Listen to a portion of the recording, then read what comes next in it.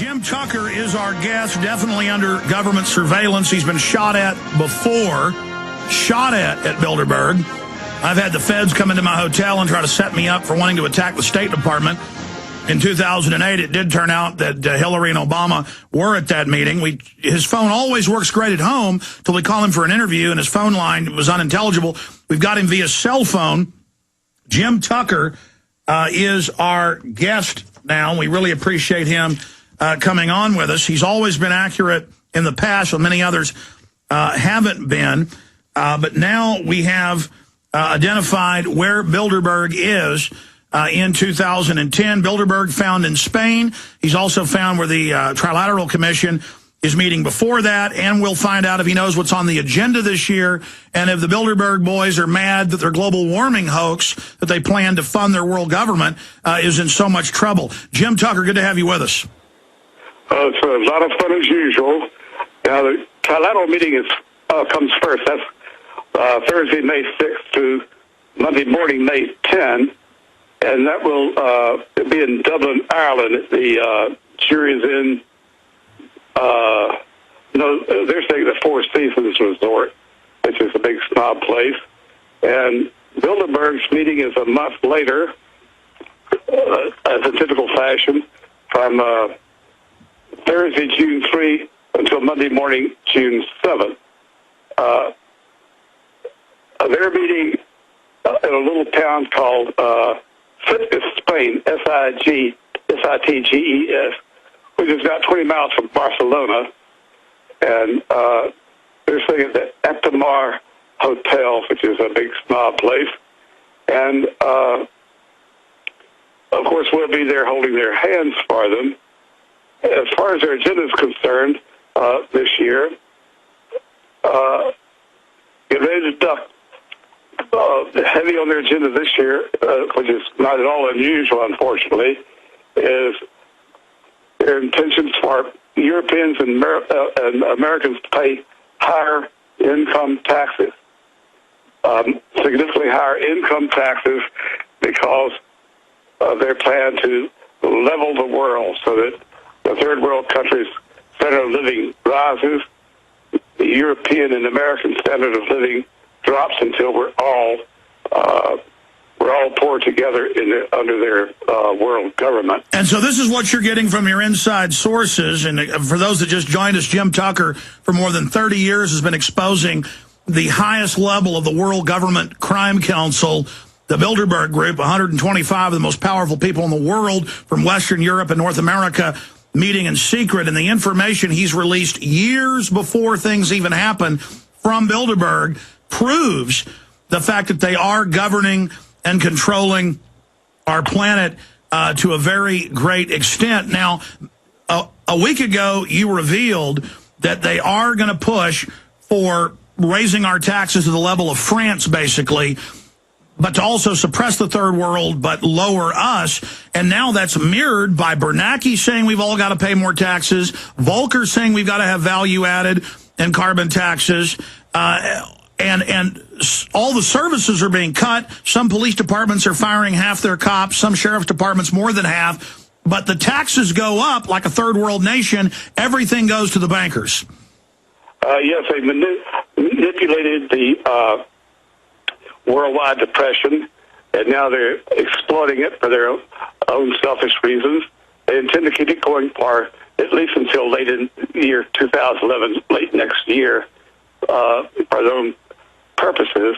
And now we have Bernanke telling a private group of businessmen in Texas that these sources are difficult, quote, these sources are difficult. It always seems easier to put them off until the day they cannot be put off anymore. And he's saying that we've got to raise taxes and cut services. And he said that to a group of businessmen in Dallas, and their job is to be little messenger boys and go out and tell everybody in the world that we need to accept it. Americans get so hungry and so desperate they'll accept anything. But yet he and the other boys engineered the very financial crisis that they're exploding, and everything's going according to their plan at this point. Jim, what's it like for you to be laughed at for 20 years with the media saying Bilderberg didn't exist, and now the last 10 of that 30, now they admit open news every day, world government, global constitution, private banks to rule the planet with a global banking constitution. I mean, now it's right out in the open.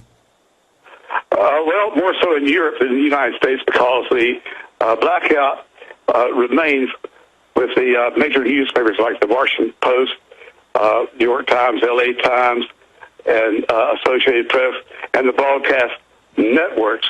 Now, there's been more exposure, as you observed when you attended the meetings, about independent broadcast outlets like yourself, independent radio, TV stations, independent newspapers, not chain newspapers. And we had a lot of those reporters out in Chantilly and also a lot in Ontario. And anytime they're in the Western Hemisphere, that is Canada or United States, we get a great deal of reporting from these independent outlets, but not from the major newspapers, because they've all attended over the years, including the top networks, broadcast networks, on a lifetime promise to reveal nothing, never even use the word Bilderberg. Well, Jim, we're seeing a lot of top globalists now calling for censoring the web, ending net neutrality, and basically restricting free speech. England just passed a law. A lot of other nations are passing laws, Australia, Italy. Is that on their agenda? Because we see globalist spokesmen at Davos, kind of a public Bilderberg meeting, calling for this. What other intel are you getting from your sources is going to be on the agenda at Bilderberg 2010? Well, as far as free speech is concerned, they've never had a First Amendment in Europe, and in fact, it's a crime to hurt somebody's feelings in, let's see, in the Netherlands and in England and in France and in Germany and other countries. It is a crime to hurt somebody's feelings. And of course, in our own country, on the First Amendment, I can say the most horrible things about you to you, but if it's not published by, if I'm not saying it to a third party, I'm writing it to a third party, it's not libelous, it's not slanderous, because I've said it only to you. But they don't have that kind of, they never have had that kind of free thought in Europe. Oh, but you were asking more about the agenda this year. Yes, go ahead.